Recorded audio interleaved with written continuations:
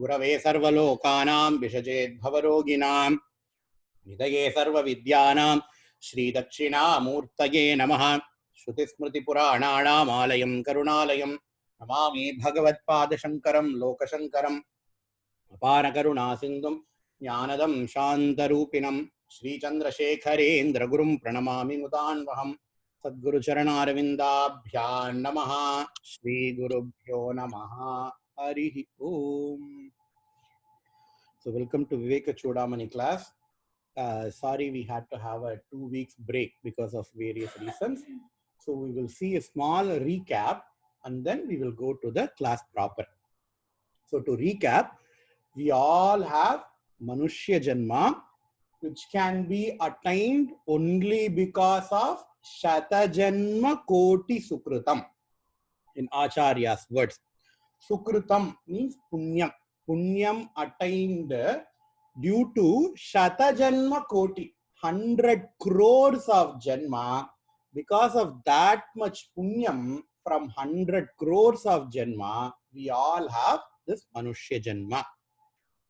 And in this Manushya Janma, we have 4 pursuits: Dharma, Artha, Kama, and Moksha. Security, peace, happiness, and freedom from bondage.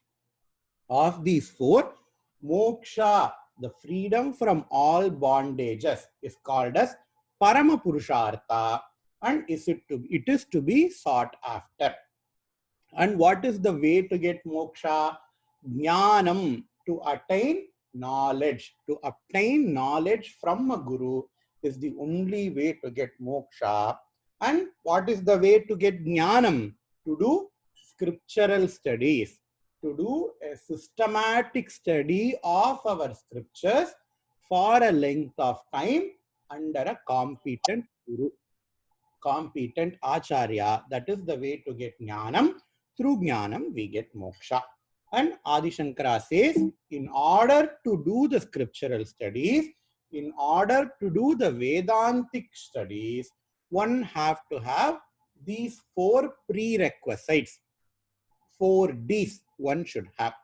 What are the 4 prerequisites? The prerequisites are called as sadhana chatushtaya sampattihi. They are nitya nitya vastu vivekaha, discrimination between temporary and eternal things. Remember, we all are working for security, peace, and happiness.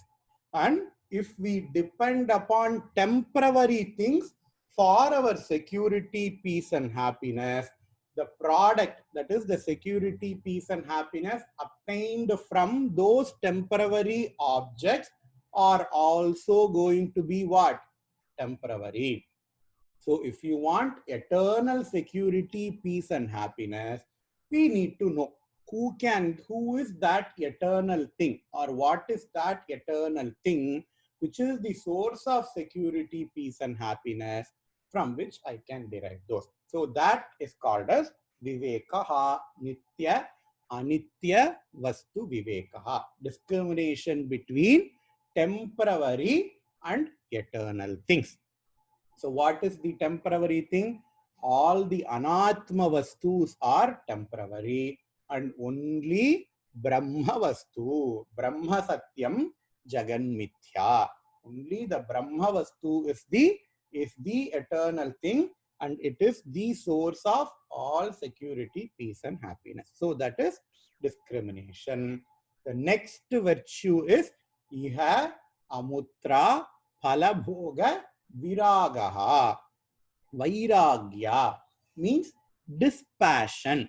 Vairagya, dispassion towards all the pleasures that are arrived from, all the pleasures, all the security, peace, and happiness that are derived from all the impermanent things.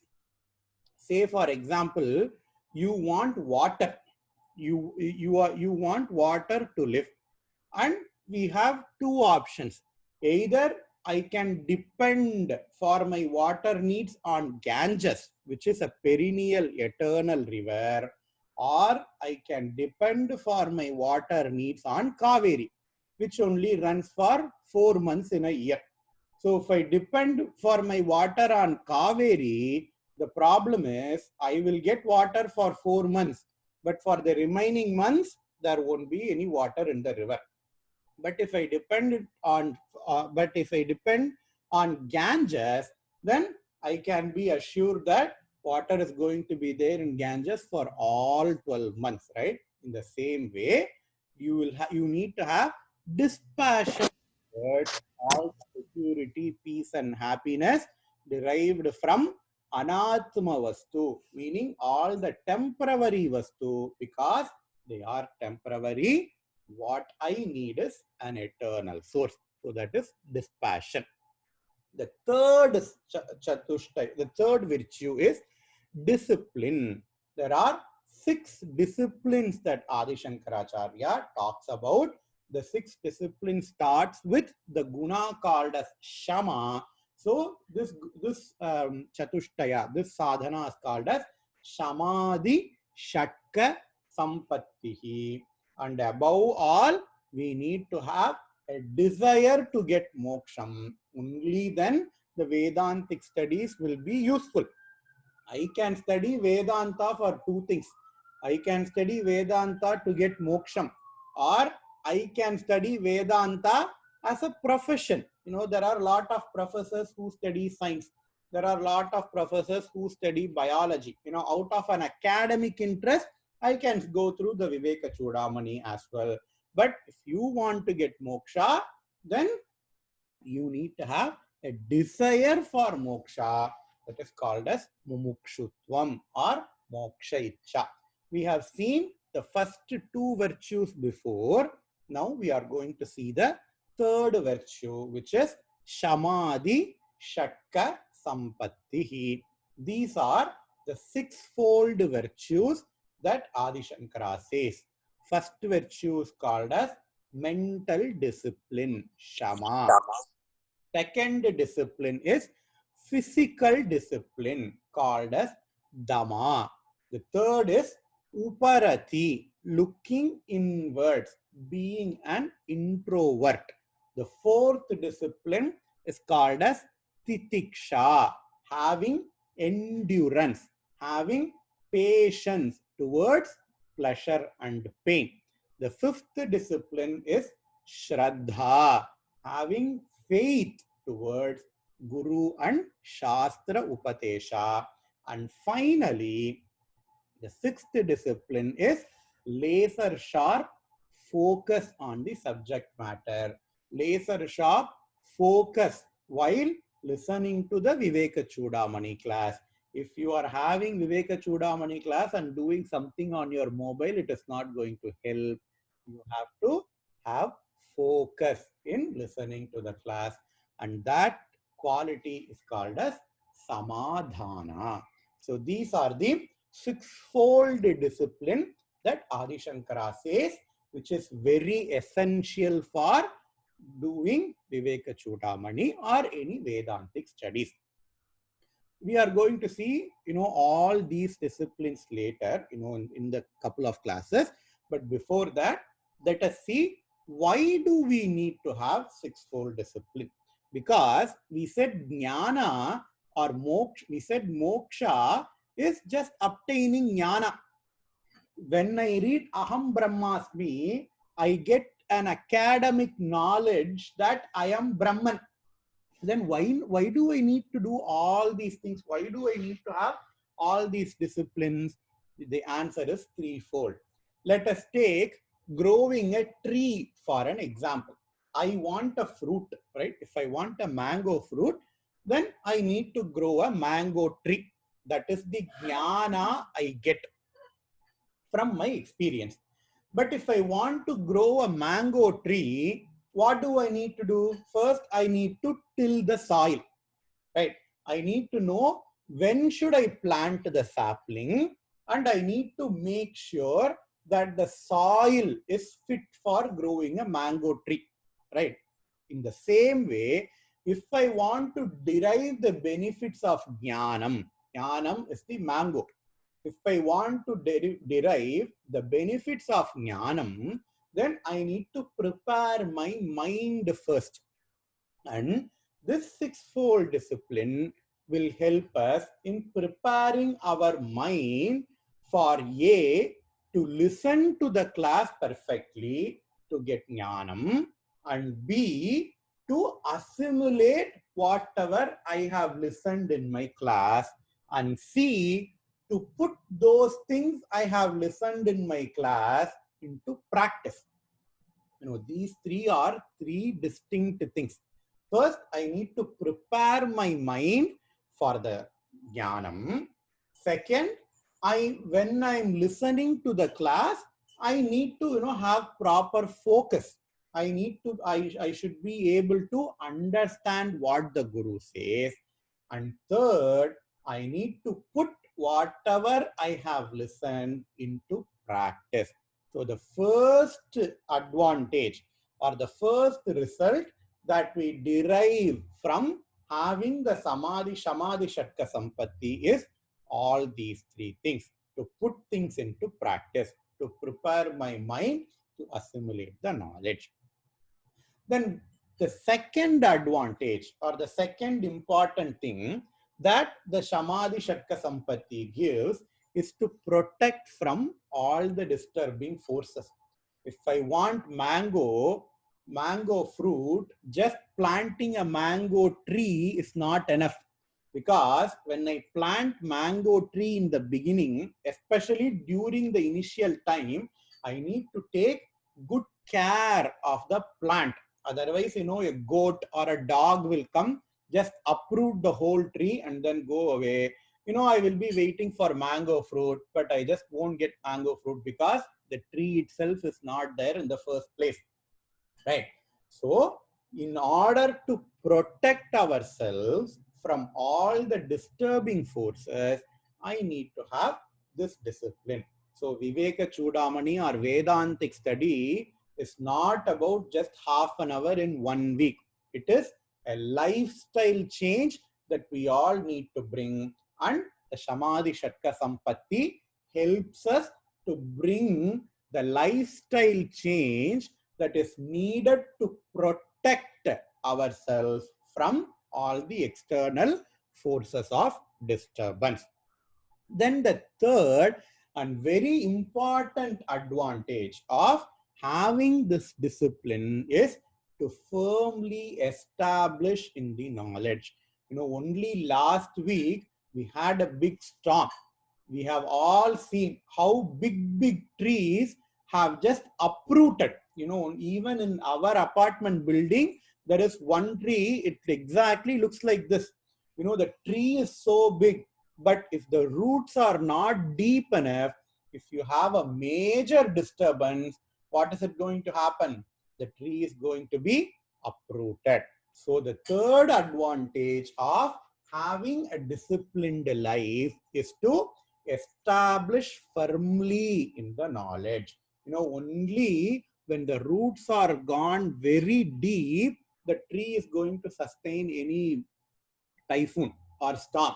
If the tree's root are not firmly established in the soil, then a small rain or a storm can easily uproot the tree.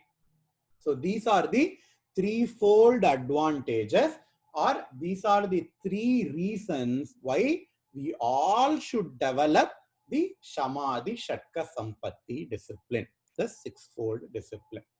So without further ado, let us see what are the sixfold disciplines, and let us see one by one. I'm going to take the first two disciplines, Shama and Dama, together.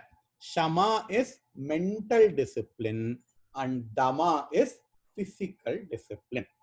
Shastra says we have three types of bodies. To us, it looks like we all have only one body. But Shastra says we have three bodies. It is going to come later in Viveka Chudamani, where we will see everything in detail. But for this purpose, we will see the first two types of body, the Sthula Sharira and Sukshma Sharira. The Stula Sharira is the gross body that we all can see and interact with. So the major parts of the Stula Sharira is 5 organs of knowledge and 5 organs of actions.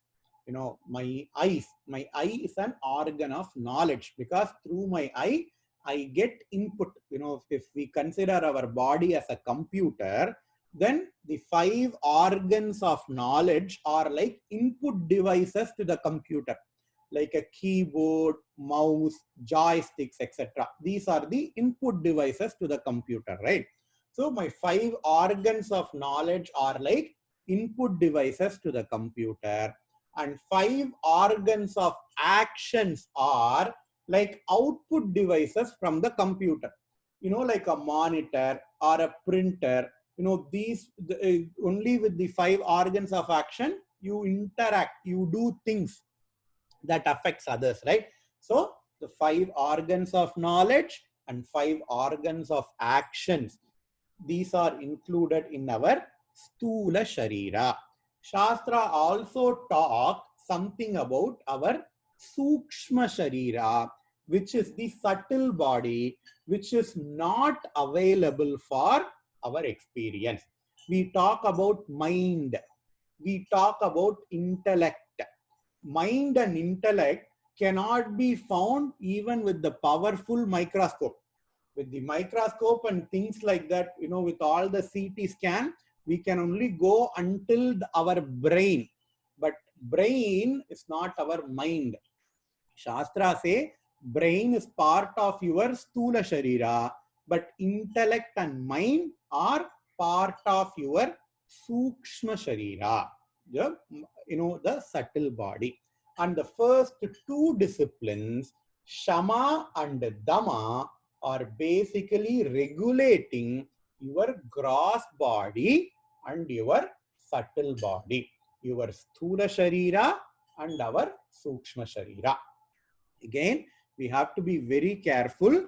I say regulate the Stula Sharira and Sukshma Sharira. We should never restrain anything upon ourselves. Don't control anything, rather channelize. So that is the point that in Bhagavad Gita, Krishna makes. When you are trying to repress your your needs, it is going to explode in other way, but rather regulate all your needs according to Shastra. Let us see this example, and in order to understand how to regulate our mind and our body. Let us see, we are all trying to build a house, and the strength of the house will be dependent upon the strength, the quality of the bricks I use to build the house, right? If I want a good house, then I need to use good raw materials. If I use broken bricks, or if I use bad bricks, then the end product is also going to be bad, is going to be inferior quality. I hope we all can understand this. The thing is that our mind and body are made up of the food that we eat. The food for our body is the physical food that we eat. And the food for our mind is the experience and thoughts we have during the daytime. So if we want to have a healthy and quality body and mind, we need to have healthy and quality both physical food and healthy and quality experience and thoughts. If we eat crappy food, then our body is not going to be of good quality. We all see all the lifestyle diseases, they say, all the diseases that are coming through food. All the diabetes, or cholesterol, all the things are caused by the bad food that we eat, right? So if we have to have a healthy body, we need to eat healthy food. If we have to have a healthy mind and intellect, then we need to have good experiences, good thoughts during our waking up time, right? So how to achieve mental and physical discipline? Mental and physical discipline can be achieved by regulating the food for our body and mind. Let us see. Let us see the Dhamma, means the physical discipline. The physical body first, and then we will go to Shama, the mental discipline. So what are the good food for our body? Shastra says all the sattvic foods are good food. So what are sattvic food? Sattvic foods are food items. Those are prescribed by Shastras. In other terms, Rajasic, those foods which are not Rajasic and Tamasic are sattvic food. How do I know which food is Rajasic, which food is Tamasic, which food is sattvic? In Bhagavad Gita, 17th chapter, Bhagavan Krishna says, what are Rajasic food? What are Tamasic food? Whatever food that dilutes our mind are Rajasic. That is why alcohol, because alcohol dilutes our mind, alcohol is considered as Rajasic and Tamasic food. All the meat that we eat, non-vegetarian food are Rajasic and Tamasic. And we think only vegetarian food are Sattvic, right? Even that is not true. I'm just quoting one shloka from Bhagavad Gita. It is very hard to live by these scriptures. Let us see the shloka. The shloka says, the shloka is present in Bhagavad Gita, 17th chapter. Yata yamangatarasam Puti paryushitancha yat uchishtamaphi cha medhyam bhojanam tamasapriyam yatayamam. Those food which has been cooked before 3 hours is tamasic according to Bhagavad Gita. So we prepare food freshly. We have to eat within 3 hours. If the 3-hour limit is gone, the food is tamasic. Gata rasam, the food that has lost its taste, that is tamasic. Paryushitam, old food, several days old food. In Tamil, we call that as parayadu. That parayadu is tamasic. Uchishtam, in Tamil, we call that as yechal. The food that has been eaten by others, that is tamasic. Amedhyam, whatever food that is not eligible for nevedhyam to Bhagavan, that is called as amedhyam, and that food is tamasic, says Bhagavan Krishna in Bhagavad Gita. So don't mistake me. I'm not telling this. Krishna says in Bhagavad Gita. Now we know how important our forefathers have given for the food that we eat, because the food that we eat affects our body. All the diseases that we get today are because of our bad food. Vedanta Desika is a great Vaishnava Acharya. He has written a book called as Bhojana Ahara Niyamam. The book is called as Ahara Niyamam. So where he says, okay, you can only eat this vegetables. You cannot eat other vegetables at all. So even to that level, our people have given importance. We don't have to change, in one day, but we will just try to inculcate as many sattvic food as possible in our food so that our body is healthy. We are all doing not for satisfying Bhagavad Gita, not for satisfying Bhagavan Krishna, not for satisfying somebody else, but if we do this, it's good for our own body. So let us have that in our mind. So now we are slowly moving from Dhamma to Shama. Dhamma is physical discipline and Shama is mental discipline, right? So the food that we eat also have two parts. Just like I said, our body, our body has got three sharirams, Stula, Sukshma and Karana Shariram. The food we eat is also composed of two parts. The Stula part of the food goes, we digest the gross part of the food, and that get converted into fat, that get converted into blood. Our body grows because of the food. That is the gross part, that directly affects how healthy your body is. But the food also has got a subtle part called as Sukshma Shariram. The Stula food will develop your Stula body. The Sukshma part of the food will go towards your Sukshma part of the body. So the subtle part of the food will develop the subtle body, such as mind and intellect. And what is the subtle part of the food made of? The subtle part of the food is influenced by how the food is cooked. The cooker, not the equipment, but the person who cooks the food plays a very important role in developing the subtle part of the food. That is why in olden days, the person who cooks the food, the first rule the Shastra says, even according to Ayurveda or according to Dharma Shastra, the person who cooks the food first, they can cook food only after taking a bath.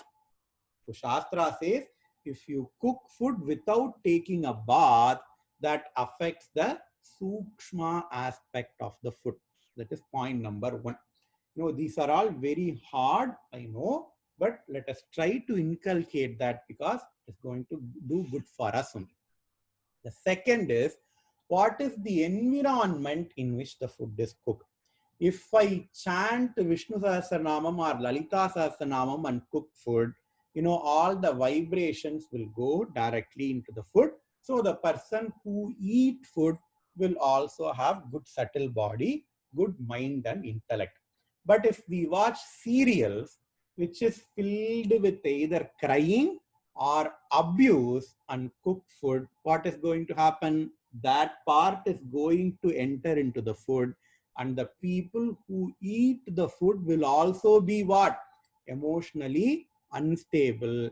And this is the cause of lots of fights in lots of families, because nowadays what people are doing, they turn on some serial which is full of sharpums and they cook the food. So we have to make sure that the person who cooks the food chants Bhagavan Nama, chants shlokas, and then cook the food properly.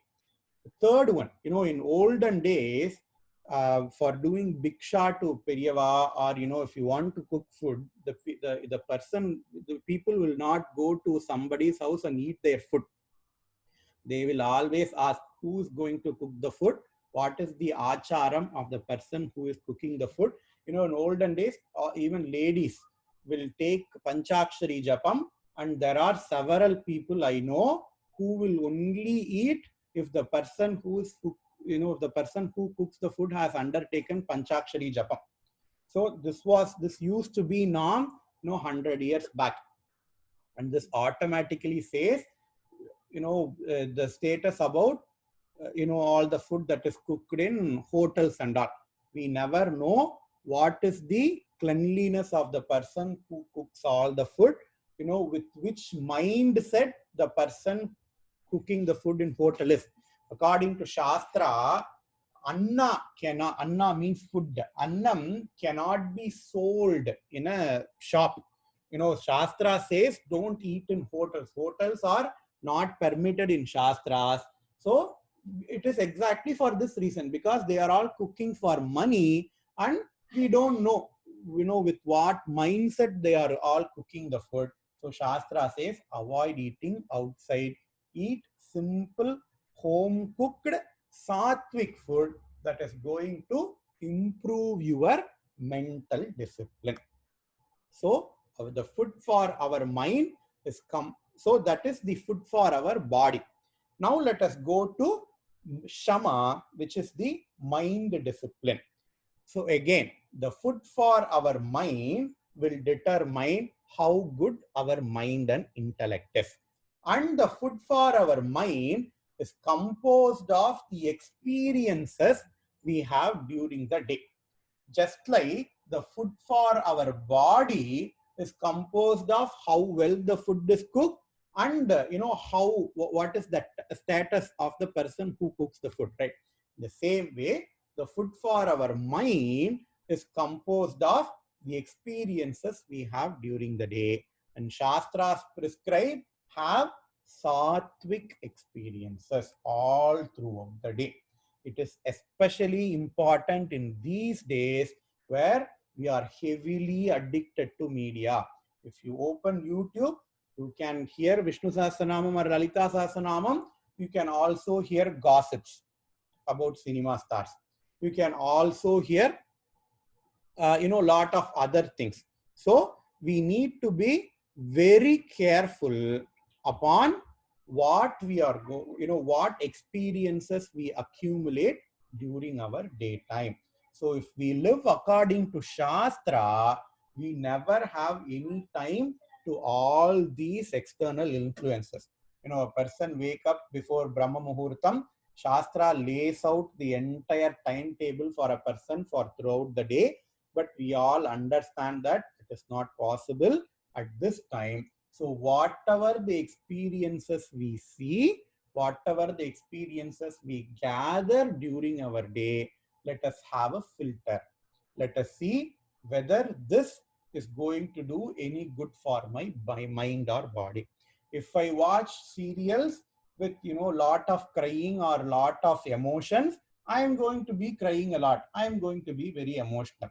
Or if I watch something very good, it is going to do good for my mind, body, for my mind and intellect. So let us have a filter. Our body and our mind are not trash cans. We just have to, Shastra says our body and mind are not trash cans where we can throw whatever you get into.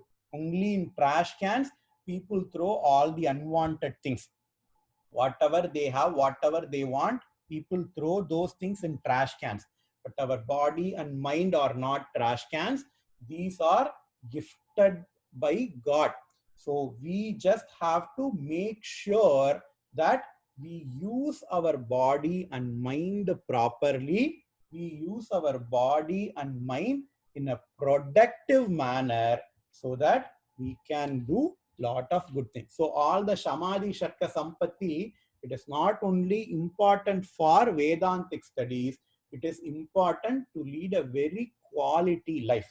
And I'm like stressing once again, Vedanta class is not about just spending half an hour in a week.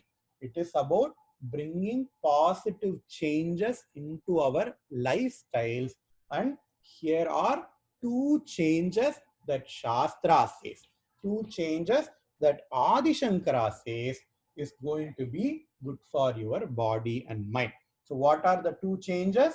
Just have a filter to whatever experiences you are gaining, you are gaining during the day. Think whether those experiences will do good for your mind, and if you are convinced that they are going to do good for your mind, consume those experiences. In the same way, have a filter for whatever food we eat. If that food is according to Shastras, if that food is prescribed by Shastras, eat it. If it is not, how much ever tasty it is, how much ever tempting it is, try to avoid those food. And again, we don't have to change overnight. Let us have goals. In this week, if somebody is used to eat out for 5 times a week, they can reduce it to 2 times a week. If somebody is used to eating 5 times a month, eat out 5 times a month, they can try to reduce eating 2 times a month. If somebody is addicted to listening to all the unwanted songs or all the gossips, they can try to reduce their screen time so that they can spend more time productively, which is going to be helpful both for their professional life and for their spiritual life. So with this, we will stop today's Viveka Chudamani class. If you have any questions, you can ask. If not, I will be uploading this into YouTube as usual. You can see.